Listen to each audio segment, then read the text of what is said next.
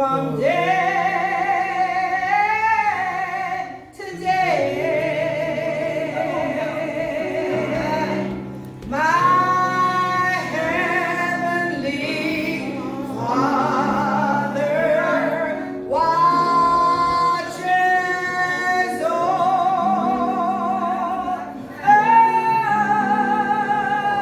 me. See, He makes an object of His care. He guides the eagle through the pathless air, and surely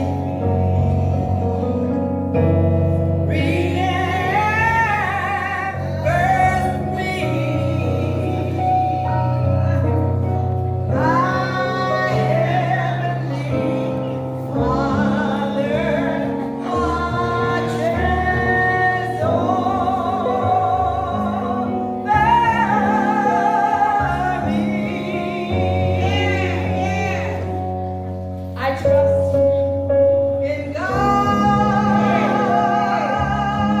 for I know He cares for me. On mountains bleak, or on the stormy sea.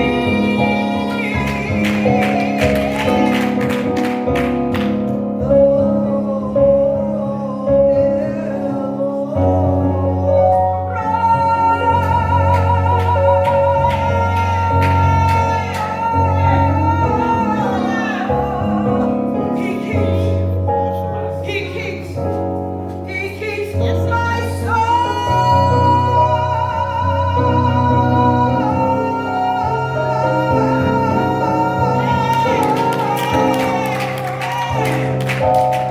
My heavenly Father watches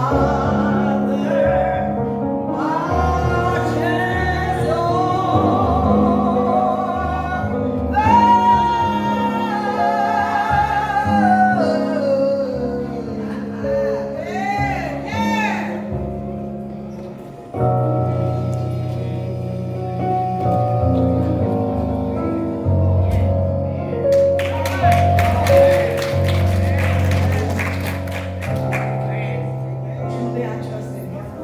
Yes. For I do know that He cares for me. Yes, He does. And it doesn't matter where I am. He still takes care of me. I've looked up and found myself in some places that I never thought I would ever be. Amen. All by myself. I said to a few people this morning, it's Black History, and I decided it was appropriate to put this on because Amen. this comes from my grandmama's homeland. All right now. All right. 2 weeks in a place where I knew nobody. But my Heavenly Father watches over me. All right. All right. Trying to see where my family come from because really don't know. I told a few people, I said, I understand children who don't know who their mother and fathers are. And they're looking for them. I knew my mother and my father. And I knew the ancestors on my mom's side of the family.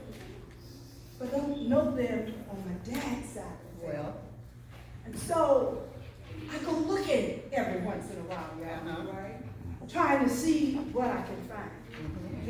And as I told Mr. Bailey, I think it was this morning, our brother Lucas, that the only thing my grandfather said to me is that we're related to Haile Selassie's family. All right. And so that's what I went to Ethiopia doing. And do you know, I didn't know, okay, but do you know when I got over there, I was treated like a queen because of that one name. That one name that I was searching for. Met his driver in the museum. He gave me the surname. I have not researched it yet, but we go looking for identity of why we are the way that we are. All right. So this morning, I chose a subject. If you will go with me to Exodus chapter 2,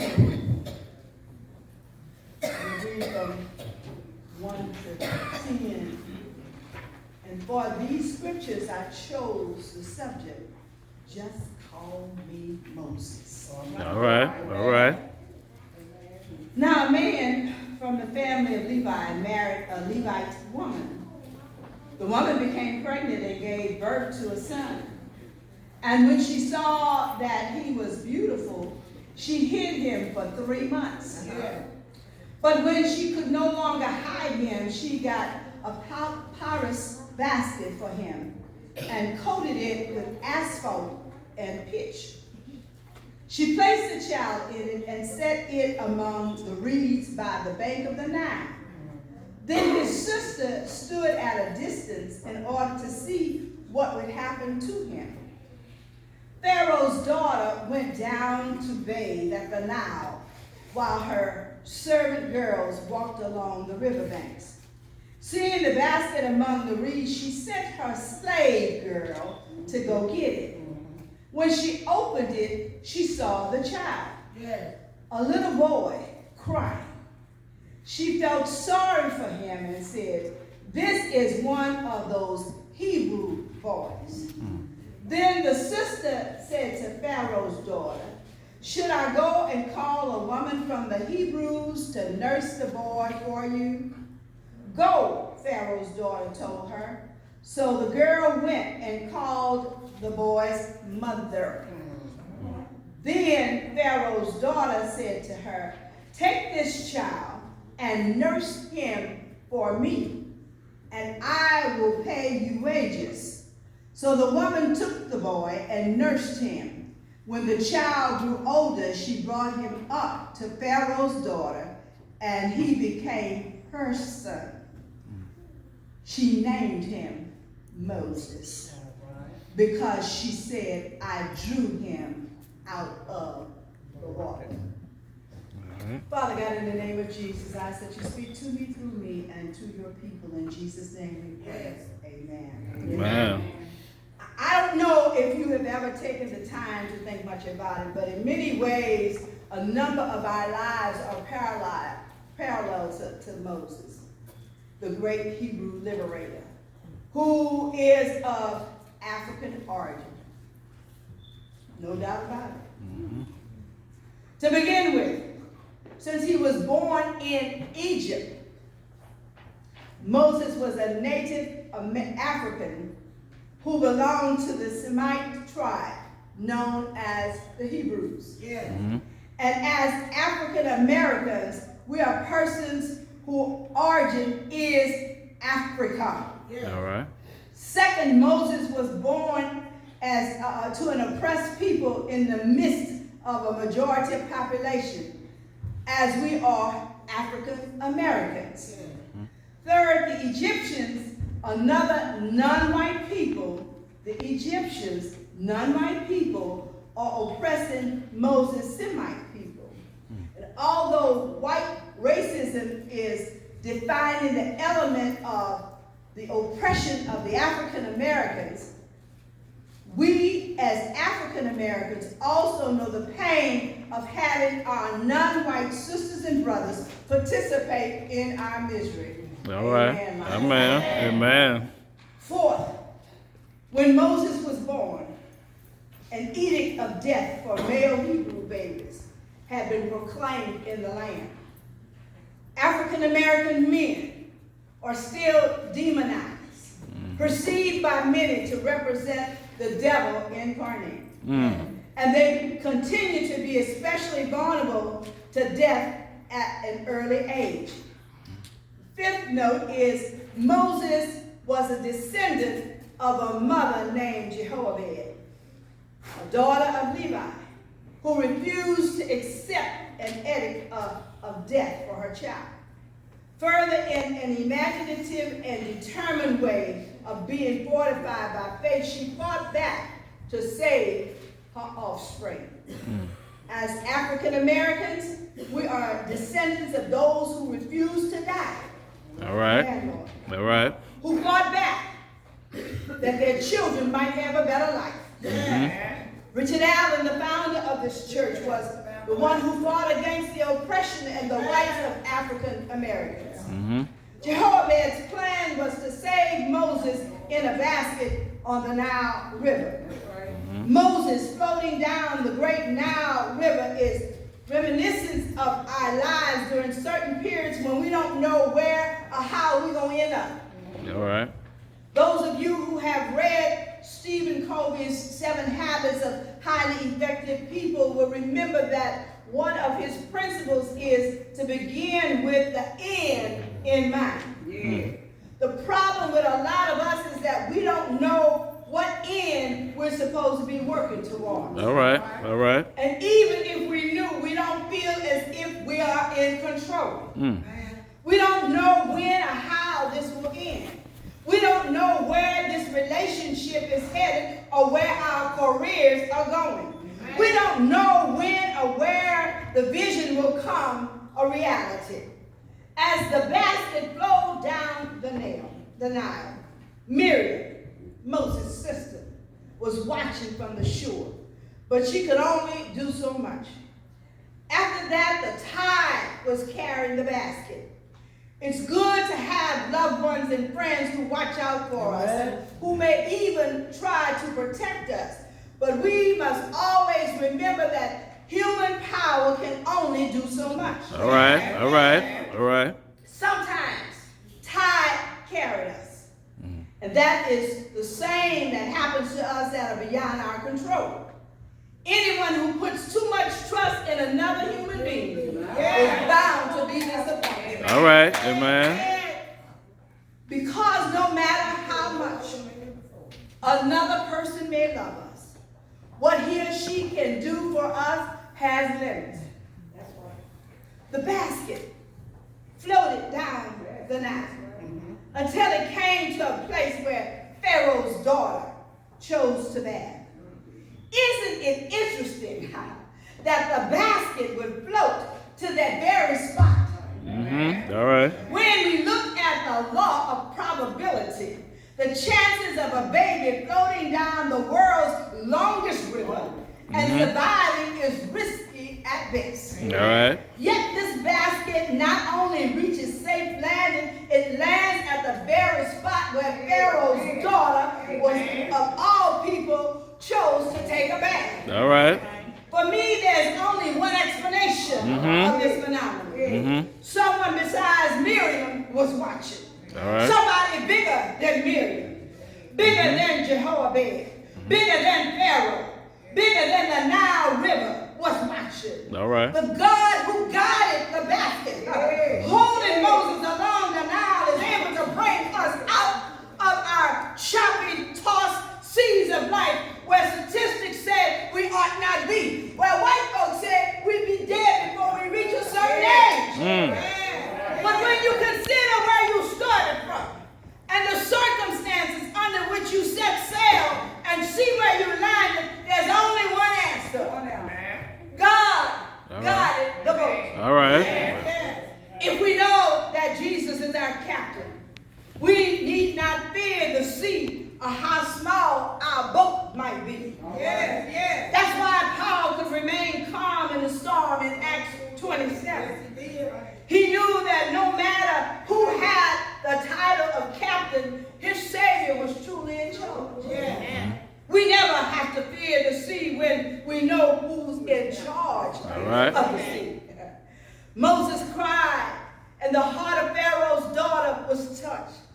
God not only watches over us, but he guides our actions. Sometimes we say or do the right thing that impresses or encourages others or blesses others, and we don't know why what we said or what we did made such a lasting impression. Have you ever been there? Yes. Oh yeah. You've done something for somebody and you didn't know the impression that you left on them. All right. I come to tell you that's God's Holy Spirit guiding you. When we find ourselves doing the right things almost instinctively or to our own surprise, we should not call it luck. We got to have it. Amen. All right. All right. But we need to say, to God be the glory for the things that He has done. Thank God.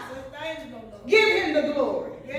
When Miriam saw that Pharaoh's heart was touched, when she saw the baby Moses in the basket, she ran to her and said, shall I go and get a nurse from the Hebrew woman or women to nurse the child for you? Pharaoh's daughter says, yes, do so. So the girl called the child's mother, not any Hebrew woman, the child's own mother. And I said, look at God. Pharaoh's daughter even offered to pay her to take care of her own child. All right. All right. Pharaoh's daughter told her to take this child and nurse it on her behalf. This goes to prove to us that if we are faithful in doing what we're supposed to do, God will always move on your behalf. Amen. When Moses grew up, Jehoshaphat brought him to Pharaoh's daughter, and who took him as her own son. The scripture says she named him Moses because she said, I drew him out of the water. We like Moses. We are like Moses because we all have been drawn out of something and lifted up to something. All right. All right. Some of us are like Paul, have been drawn out of self-righteousness and lifted up to serving other folks. All right. Some of us are like the prodigal son, have been drawn from the hog pen and lifted up to self-dignity. Some of us are like Zacchaeus, who have been drawn from greed to generosity. Some of us are like Peter, who have been drawn from shame to salvation. Some of us are even like Lazarus, have been drawn up from the torment of death into testimony. Some of us are like legions, have been drawn up from torment to testimony. Some of us are like the Samaritan woman, have been drawn up from an object of gossip to a career and a carrier of the gospel. All right. Some of us are like John, have been drawn from the temple of tenderness. Some of us are like Andrew, have been drawn from nobodies to somebodies. I heard a lot of nobodies this morning who were drawn up to somebody. All right. You don't All right. have to say amen. Amen. I know I'm right about it. Amen. Some of us are even like Thomas. We've been drawn from doubt to devotion. All right. Some of us are like Matthew. We've been drawn from disgraceful past to a delightful present. Some of us are like Mary Magdalene, have been drawn from loneliness to love. Yes. Some of us are like the widow with two mites, have been drawn from disregard to recognition and respect. All right. So, when we see some people praising God with unrestrained will, don't call them emotional. Call them Moses. All right. Because they've been lifted up. All right. When you see others refusing to return evil for evil, don't call them foolish or naive. When you see others recovering from what once had them bound, don't call them addicts or drunks. All right. All right. When you see believers tithing and giving, don't call them crazy. All right. When you see lives change, when you see people spending more time in church, in prayer, and studying God's word, don't call them fanatics. All right. Call them Moses, because God has drawn them to him and has lifted them up. All right. That is what our faith is all about. Jesus coming into the world to do for us what Pharaoh's daughter tried to do for Moses. Lift us. is what Calvary is all about. Oh, yeah. That is what the resurrection is all about. That is what the second coming of Christ is all about. Just call me Moses, because God has lifted us up.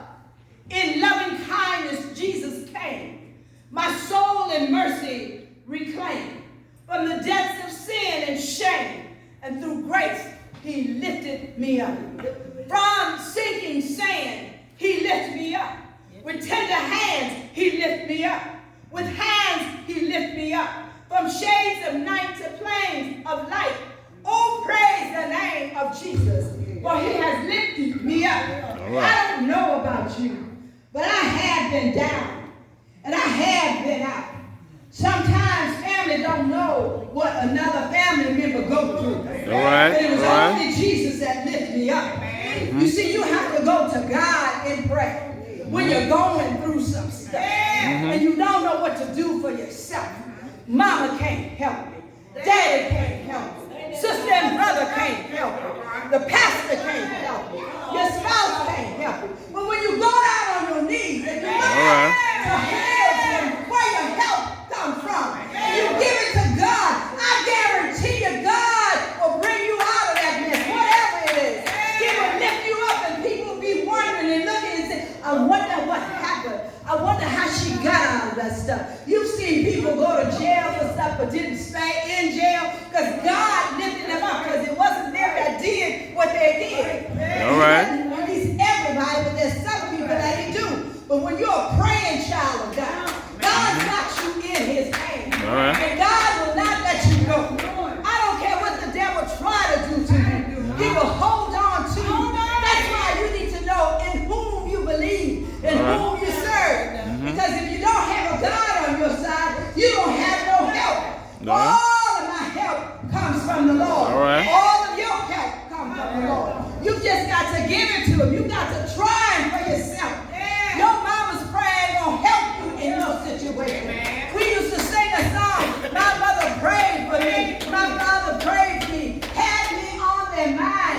Took the time to pray for me. But you gotta learn how to pray for yourself. All right. It doesn't matter who prayed for you, other than Jesus Christ, and he prays for us every day of our lives.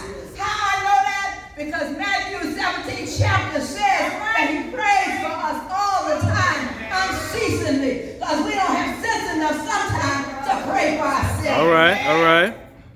Come to tell you this morning, you can just call me Moses. All right. The things that Moses went through, we all go through. All right. If you haven't been there yet, just Yeah, you leave did. it alone. All right. All right. And you will go through some Moses experience. But you got to know that it's God who lifts you up out of those wilderness experiences. Those of us who have lost their spouses My Lord. don't know what you're going to do. Well, I know after my husband died, I got so mad with him because he left me. I took everything that I had that had his name and picture on it and threw it in the trash because I was hurt. Going through it, and I'm talking about, I'm a chaplain, y'all. all right. All right. A certified chaplain who sat with people who go through stuff. But a lot of times you can't minister unto yourself. All right. All right. You need somebody else to minister unto you. A lot of times I hear folks giving good advice to other folks, but they don't use that advice. That's what I'm saying. All right. All right. So you have to have God on your side. And so after I had to got rid of everything, and I needed a lot of that stuff to take care of my personal business. All right. I had to go and beg folk to give me What I mean. everything that I threw away. All right. But you see, we go through stages Yes. of depression when death comes. We go through 5 different stages. But it's easier to go through all of that with Christ. All right. I shall not trust in God because I truly do need Him. Yes. For the last 20 some odd years, I've been practically by myself. Well. But I come to tell y'all, I might be lonely. All right. Say it, But Pastor. I'm not alone. All right. All right. All right. Come to tell some of you single women, I want God to send me somebody. All right. All I right. want God to send me somebody. All right. I don't want anything. All right. Got a lot of them out there. Showing up. Another time. I'm gonna tell you. Not too long ago, there was a guy trying to talk to me, and I said to him just this. In my testimony. What you gonna do for me, honey? All right. Can you keep me in the style of living that God has allowed me to live up to? If you can't do that, Hello. bye-bye. See you. Wouldn't want to be here. So the little man said to me, he said, well, I guess you'll have to be my God wife. I said, like God children? He said, yeah. I said, okay, I'll be your God wife. See, many times we settle. Sometimes it's less than less. All right. We settle for nothing. Now I got sense enough to know that God supplies all of my All right. Amen. according to His His word. riches. I've exercised the fact we had no money. There's a lot of times we had no money. We African American, we're poor. We call But we're rich with our Father. That's right. I say, Lord God, I want to go such and such a place. And I pray with Him, move, and next thing I know, I'm there. All right. I don't know how God did it. I can just tell you, He did Did it. it. All right. Yes. Same way with every job that I've ever had in my life. I guess it's testimony time. Every job. I select the job and I go to God and I pray. I've even been bold enough to go to the place where the job is and stand outside and pray over it and claim it. All right. All right. And when I had my interview, the job was mine. All right. All right. All right. Many people wondered, how did I get to where I got? Even white folk wondered, how did I get there? All right. And how I stayed as long as I stayed as a city manager in a white community, 97% of them and 3% of us and others. But I know that it's God. Yes. All right. And He'll let you stay on your mountains as long as you want to stay there. All right. All right. As long as you're doing what's right. I just thank God, y'all, this morning. Oh, yes. That's why I can say, just call me Moses. Because I've had some Moses experience. And I don't mind telling you those Moses experiences. Because I know that the God that I serve, Yes. He's delivered me out of the pits of hell into the prosperity of His word. Even our presiding elder, I'm telling on him too. He thinks I'm rich. And finally, I just told him, yeah, you're all right. My father is. All right. And my father says, if a human father gives his child everything they want, what more will your heavenly Father Yeah. give All right. to you? All right. Amen. And so, I am rich, even with my health. I've had cancer. You hear what I say? Had cancer. All right. Gone. All right. And I don't believe it's ever coming back, because when I prayed, that's what I prayed. Amen. When you take it away, Lord, let it be gone forever. All right. And I Amen. believe it. One final thing I'm going to say to you all, too. When you all go to these doctors, All right. Please tell us. and they declare stuff on you, rebuke that in the name of Jesus. All right. All right. And I don't say it in my mind, I say it out loud. I scared one doctor one time so much when I said I rebuked that in the name of Jesus. He said, "Oh, I believe in Jesus too." But it's not about you believing in Jesus. It's about what I believe that Jesus will do. All right. Amen. And so as we prepare ourselves to open the doors of the church, there may be somebody here who don't know the Jesus that I just finished talking about, who will make waves out of no way. All right. This is the time and this is the place that you should come up and give me your hand and give your heart to God. And you should work out your soul salvation. If not in Turner Chapel, you need to work it out in somebody's church. All right. But I come to tell you that the door does not stay open long, number one. Number two, you don't know when your life is going to be required of you. All right. You could be sitting in here, All right.